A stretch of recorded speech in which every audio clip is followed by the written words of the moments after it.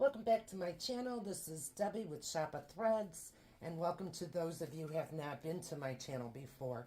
Today it's going to be about hooping hats. I did do some embroidering on some hats this morning, so I'm just going to show you what I did and how they turned out, and then I will show you how to hoop a hat on the cap driver. Okay, so number one, this is our mama hat, which is our most popular. This one sells very well. It's on the vintage cap, and I love it. It matches one of our sweatshirts that we have made. So that's that. This one says Fly Girl. Okay. So if you're a flight attendant, or a pilot, or you just like to fly, perfect hat. This is also on the vintage cap. These are soft caps. They're not structured. They're non-structured. Some of these, not all of them. Mama Bear on a regular low-rise hat. This is on a vintage hat. I want to be like Barbie. That has everything. I'm sure you can read what it says. So that's that. This is on our vintage mesh cap. It says sort of sweet, sort of savage. This is a real popular seller. We sell a lot of these. But yeah. And then this one on our denim vintage. It says shh, no one cares. Okay. Then we also have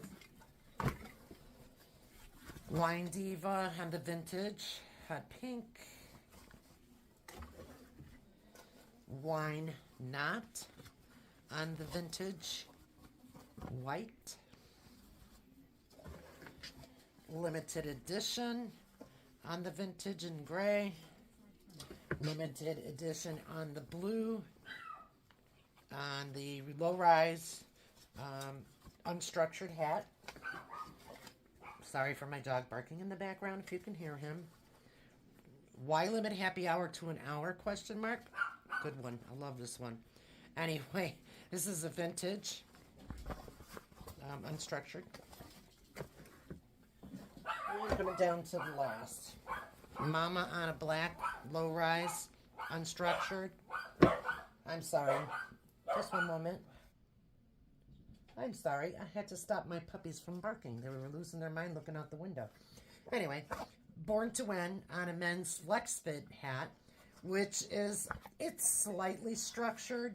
Yeah, it's got a little bit. It's not like others. It's not super hard backing.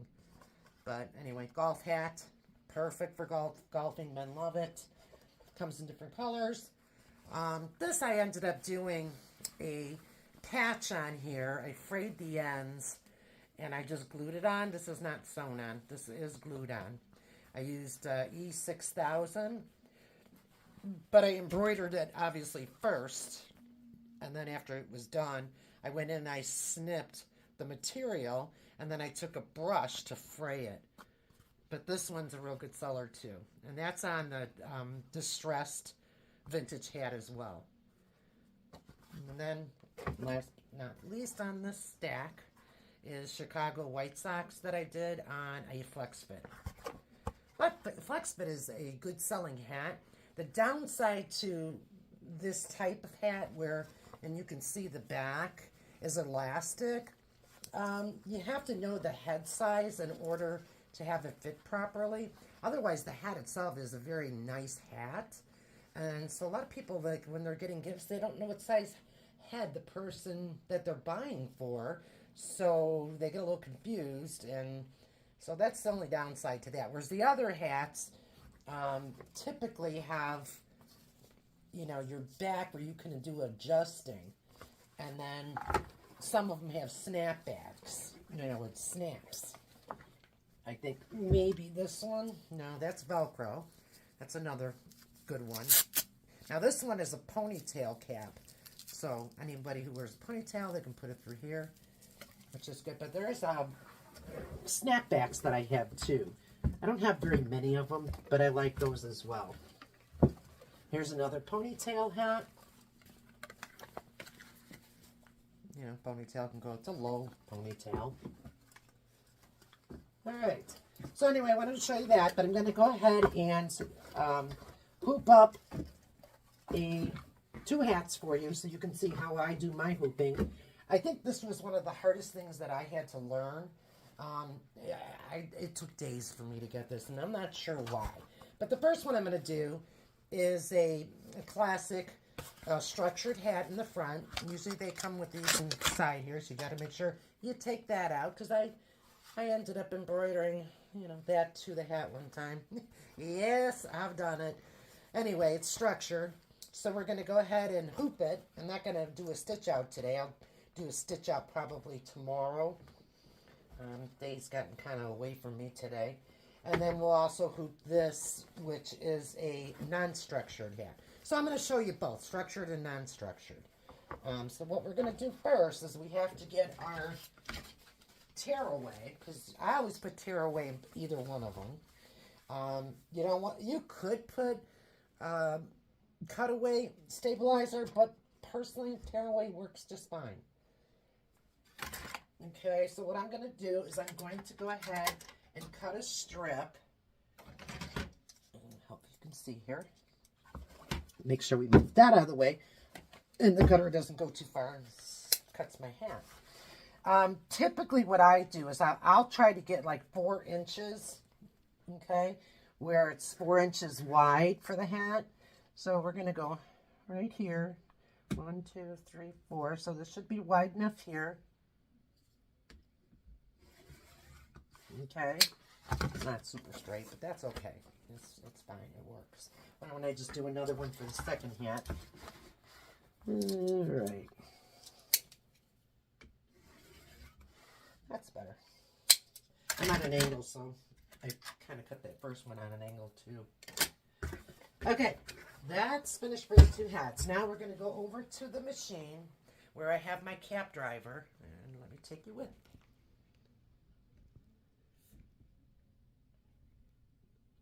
Okay, hold on 1 second. There's our cap driver. So here's our cap driver. You got this piece here that's going to go over your hat once you get it hooped. But first what we're going to do is we're going to take and put the tearaway stabilizer in here. And I just let it kind of hang, but this is what this is for here. You really should be going on top of it, and it kind of hooks into it. It never works for me. I'm not crazy about it, so I don't use it. Anyway, this is the non-structured cap. So what you're going to do is you're going to take this piece under the hat. There's like a tongue. I don't know if you can see it. You're going to take that piece and you're going to pull it forward towards you. You're going to put it over that piece of stabilizer. And I want to see if I can get you in closer here. Hang on 1 sec. Boy, I got a lot to learn on this machine, or on this camera. I don't know if you can see the red mark here. Hold on, let me see if I can get you in closer. Hold on 1 second.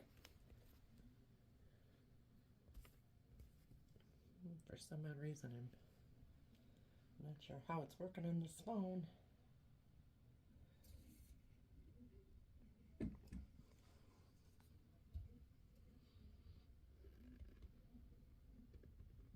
Okay, let's see if that works better. I'm sorry.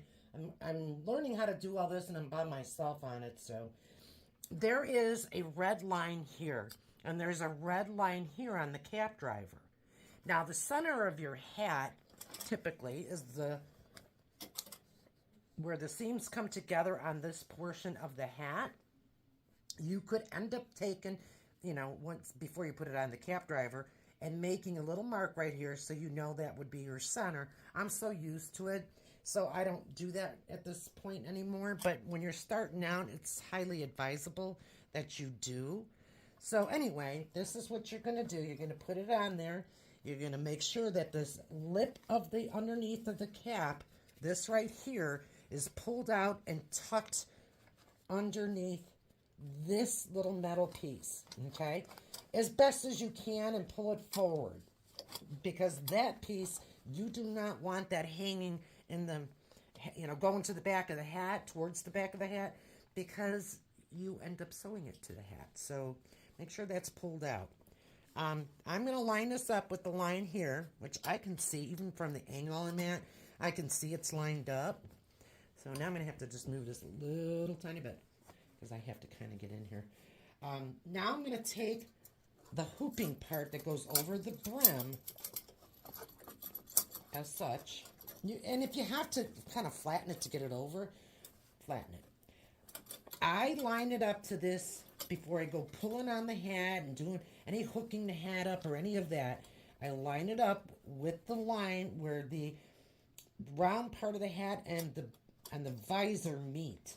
And you want to make sure there's little hooks here, like in this portion of the metal. You want to make sure that kind of digs in the hat a little bit because that's what will keep it still. Hats, being that they're round, are harder to embroider on the machine than a flat surface. So you want to make sure you're super secure when you're hooping your hats for embroidery. All right, so I've got it in there. Now I lift this up, which is going to go over the brim when I'm done, you know, getting this secured. I lift this up to make sure I'm centered, you know, because you want to make sure that you are centered right down the middle. Otherwise your stitch out is going to be crooked. So anyway, on the side here, there is, let me see if I can turn you. There is a hook. And what you're going to do, right here's the hook, you're going to end up hooking that into the side of this driver, okay? So let me show you that. I just want to make sure this is even again because I kind of shifted things around. I'm going to hold it like this, and I'm going to pull down on this metal piece, and there's a hook there. I can kind of feel it, but I can't see it because I got the camera in the way, so it's going to be a little more difficult to get it hooked for me. Come on. Okay, I think I got it. No, did I get it? There we go. Oh, that is way off. There we go. Okay, see, now it hooked in, and it's all snuggled up against the visor. If you have to turn this to center it once it's in, typically you get a little wiggle room, and it's okay. You can do that. So here, if I take it straight up, because I usually mark it, I used to mark it. I don't anymore because I kind of know. But in the beginning, definitely before you get used to it, you know, hooping and stuff, you need to mark the center of the hat with, you know, a chalk or something that's not going to be permanently staying on the hat. So anyway, so you got that in. Now what I'm going to do is I'm going to leave that for now. I'm going to go ahead. Now I use, pardon me, oh my, I use clips. And these you can buy at any office supply place. You can buy them at Walmart. And what I do is I take from the center right here and I smooth it out. And I get to the end. Hang on. Because of my angle, it's going to be harder for me to clip. I'm going to have to... This is the angle on mine. It's hard to clip for me. There we go. All right. So I got one clip there. And typically I'll clip the end here. Because I find that the two really makes, especially a hat that's unstructured, you know, you've got material that will move around a little bit more. So you want to make sure you are securing this as best as you can. Okay, now I'm going to do the other side the same way. I hope you can see me. I'm going to pull just a little bit to make it tight. Being I'm standing in front of it, it made it a lot easier to do this side. And then I'm going to also do another one here. Okay? You don't want to put these up. Don't do that. Leave them down. Then I'm going to take this clip and very gently go over the cap. Now, if you look at this here, and being I was on an angle, it was a little harder for me to do. I did get it perfect. Okay, as long as it's centered and this. Now, if you feel that this could be, you know, a little tighter up against the brim, undo it and just kind of put it back up. So this is perfectly hooped at this point. This back here, and I'm going to say I do this typically with all of them. I roll it up, and then what I do is I take and I clip this, because you don't want the back part of the hat slipping underneath and somehow it ends up being embroidered to the hat somewhere. Just don't take the chance. Okay? So that's how you hoop an unstructured hat. Again, make sure these aren't up, because if your stitch out is 4 inches long, you're getting awfully close to the machine hitting this. And you don't want to break a needle or break your machine. So that's how I do that.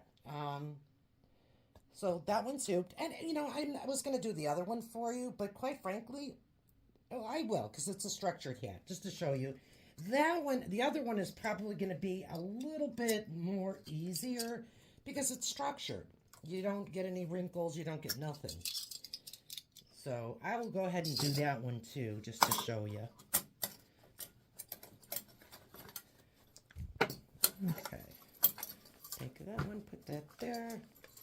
And that one had the material in it, so let me go ahead and get another tearaway backing.